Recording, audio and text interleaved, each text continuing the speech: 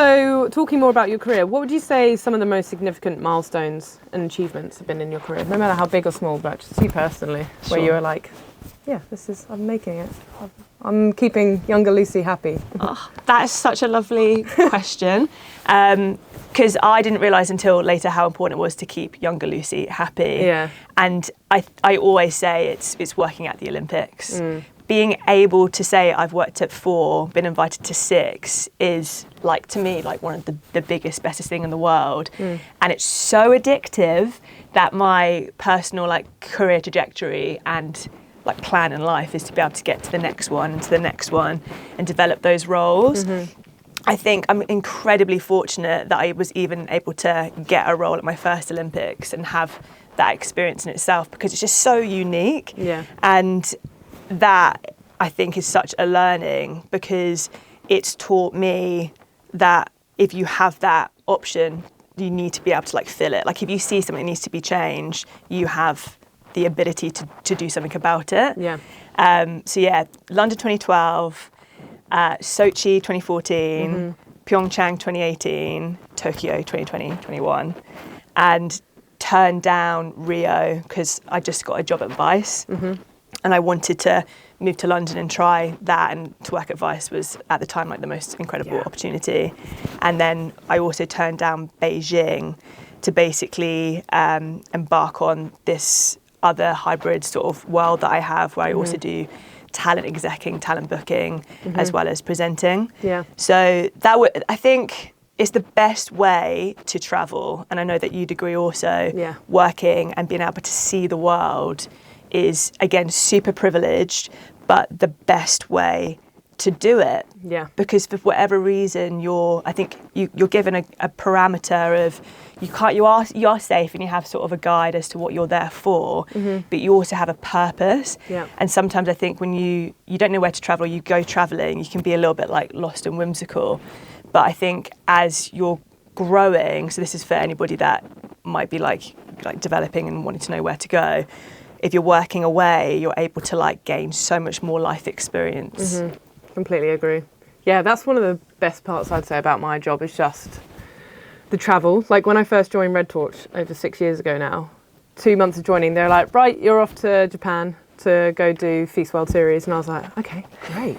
Amazing. Never been to Japan, never done any involvement with action sports. And then, yeah, since I've gone to like China, Sweden, Abu Dhabi for the Urban World Champs, for UCI. It's just great. I love it. And yeah, you learn so much more. Even just like having to navigate around a city where you don't speak the language, especially as a young woman, I think it comes with its own additional challenges. But then, yeah, you just gain your confidence and understanding of the world a bit more. Yes.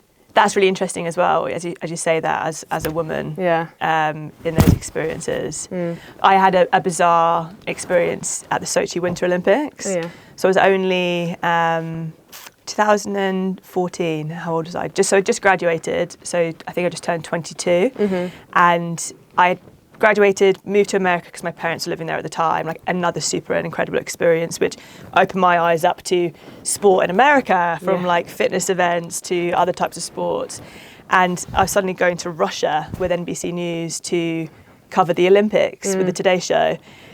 And that's a huge responsibility when you're like fresh out of uni. Yeah, massive. But the work that I'd done with NBC News prior like really built that relationship, and that's something that I really encourage people to do, is work on relationships with big companies that can help you grow. But at the time I had black hair and a black fringe. No way. And I looked like a terrorist movement at the time called Black Widows.